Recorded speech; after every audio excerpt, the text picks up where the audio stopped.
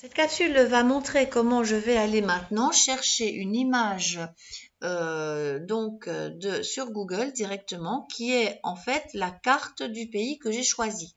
Donc pour rappel, je suis dans un exercice de recherche et récupération. J'ai déjà été chercher un certain nombre de choses sur la page Wikipédia correspondante. Donc, j'ai mes drapeaux, j'ai un petit peu une copie d'écran, etc., nombre d'habitants.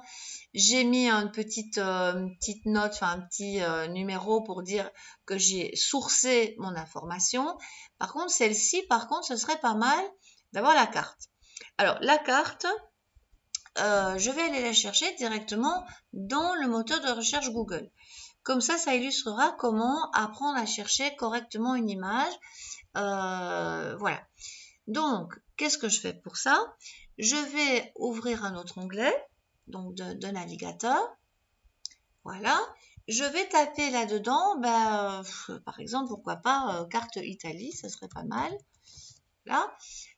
Si j'appuie sur Enter, donc mes mots-clés, c'est tout simple, je n'ai pas de choses compliquées à faire.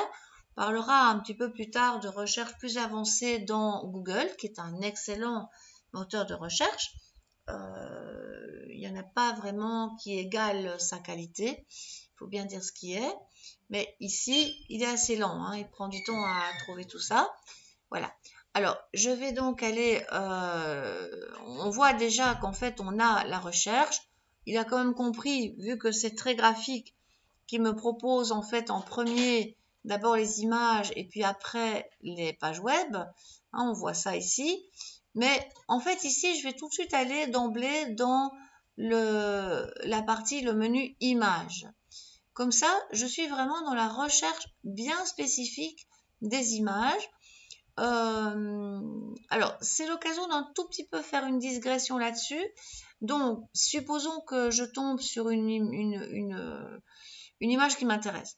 Je ne vais surtout pas faire un clac copier ici. C'est une tentation, mais là, c'est une vignette. Et la vignette, elle est de très mauvaise qualité. Elle est toute petite. Non, non, je vais cliquer sur l'image. Je vais la voir arriver toujours dans Google.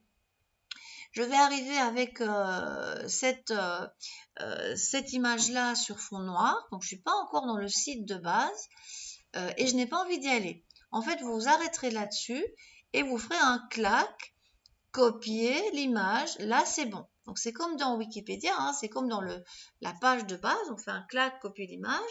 Si ce n'est qu'ici, c'est à partir de la page de résultats des résultats Google Images.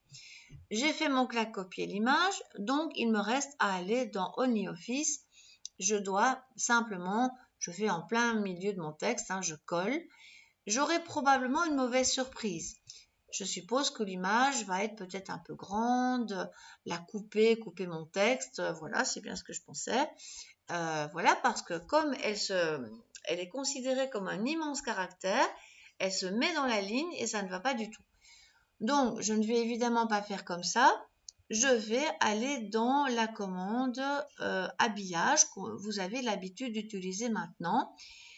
Alors, cette fois-ci, je ne vais plus mettre devant parce que j'aimerais bien qu'au contraire, elle soit en rapproché. Rapproché ou carré. Rapproché, c'est quand vous avez vraiment des images qui ne sont pas rectangulaires. Carré, ça sera bon pour ici. Voilà. Et donc, elle va prendre sa place, en fait. Elle est encore un peu en train de perturber le texte. Je vais l'agrandir. Je vais essayer de la mettre là où il faut. Voilà. Et c'est comme si elle trouait l'image, trouait le texte. Et si j'ai envie, je règle la question, je règle ça jusqu'à ce que ça ait la tête que je veux, à savoir, en fait, voilà, ma carte qui prend de la place dans mon texte. Voilà, on voit quand même que c'est différent comme comportement qu'avant. C'est peut-être un peu petit, mais ce n'est pas grave, hein, c'est pour illustrer l'exercice. Ça, c'est vraiment comment j'ai récupéré. Donc, j'ai fait un clac, copier l'image. Donc, je reviens à mon traitement, à mon navigateur. J'avais fait mon clac, copier l'image. Je m'empresse de dire qu'une prochaine fois et très rapidement, dans les consignes de l'exercice, vous aurez probablement le fait que je vous demanderai d'enregistrer l'image sous. Alors j'en profite ici, comme ça c'est réglé. C'est-à-dire qu'en fait, si on m'avait demandé de, directement enregistrer l'image sur le disque dur sans la copier, coller directement dans le traitement de texte, eh bien je le ferais. Donc enregistrer l'image dessous, tant que j'y suis, je fais un peu le petit écureuil d'Internet, je récupère tout ce que je veux. Ça pourrait être intéressant si vous avez un gros travail à faire et que vous êtes en train de faire des recherches préliminaires pour votre recherche. Donc, vous dites, oula, ça c'est une image qui m'intéresse. Hop, vous allez la récupérer et la mettre dans le dossier qui vous intéresse. Par exemple, si vous faites un travail sur l'Italie, eh bien, hop, on met la carte de l'Italie. Si le nom est bon, tant mieux. Si le nom n'est pas bon, vous le changez vous-même. Voilà, donc ça c'est une possibilité. Alors, tant que je suis dans cette partie-là, je vais en profiter pour un petit peu parler un peu plus en détail de la recherche d'images, parce que la recherche d'images, on peut un peu la paramétrer. Alors, ici, je vais peut-être d'abord afficher au niveau des paramètres. Je ne sais plus très bien si c'est recherche avancée.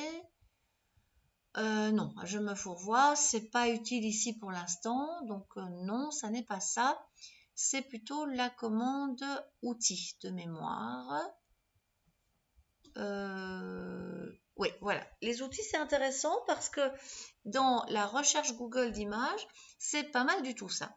Parce que je vais un tout petit peu changer. Je vais taper, par exemple, pour votre prochain exercice, enfin, dans la consigne, vous aurez à chercher l'image de Rome, par exemple. Donc, la capitale de votre pays, c'est Rome. Enfin, de l'Italie, c'est Rome. Si vous avez choisi un autre pays, ce sera une autre capitale. Et vous aurez comme mission, si j'ose dire, de sauvegarder dans le devoir un fichier qui correspond à Rome, un fichier image. Donc c'est très bien, on est très content. Mais donc voilà, supposons que je dise, voilà, moi je veux illustrer Rome. Avec la commande outils, ce qui peut être sympa, c'est que vous pouvez en fait aller choisir des fichiers. Toutes les tailles, grande image, image moyenne, icône. Bon, ça, on comprend.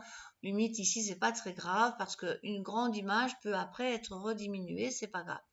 Mais ce qui va quand même fortement changer, c'est ceci. Par exemple, si vous demandez noir et blanc, tout compte fait, on se rend compte que si vous faites un travail plutôt sur le passé, plutôt sur un travail documentaire des années 50, que sais-je, et que vous avez envie d'illustrer votre travail de façon un petit peu plus spécifique en noir et blanc pour faire ambiance, mais c'est peut-être pas mal. Vous pouvez aussi, donc ici ici je ne sais pas trop si est-ce qu'il y a une dominante, voilà, peut-être une dominante de couleur, pourquoi pas, hein, donc ça peut être amusant de choisir. Voilà, on a des dominantes de classement de couleurs, donc une Rome en dominante verte, pourquoi pas. Voilà, mais effectivement, on voit quand même qu'il y a une différence. Hein. Si on devait chercher des photos en été, clairement, on n'ira pas chercher vert, par exemple. Mais voilà, comme ça, vous voyez un petit peu ce que ça donne. Ça, c'est peut-être les brins chauds, les sépias, tout ça. Mais ici, je reviens à mes moutons. Et donc, dans cette barre qu'il faut parfois réafficher, parce qu'elle disparaît curieusement, il y a aussi les droits d'usage. Alors ça peut être très intéressant pour vous si jamais vous faites un travail officiel, de travail de fin d'études et tout ça. Il n'est pas inutile de savoir que ça peut poser des problèmes. Il y a des cas de jurisprudence d'un étudiant qui avait utilisé une photo, je crois, d'une ville allemande, Vienne, si je me souviens, je ne sais plus très bien. Il a eu un procès intenté par le photographe de la photo en question, qui a décidé, enfin, qui a porté plainte sur le fait qu'on utilisait sa photo, qui était sur Google, hein, et qu'on l'utilisait pour des fins non autorisées. Donc c'était réutilisé, modifié ou réutilisé, ce n'était pas autorisé. Il a gagné son procès. Donc dans ce cas-ci, vous avez intérêt à prendre réutilisation et modification autorisée sans but commercial ou alors réutilisation autorisée, mais là c'est sans modification. Voilà.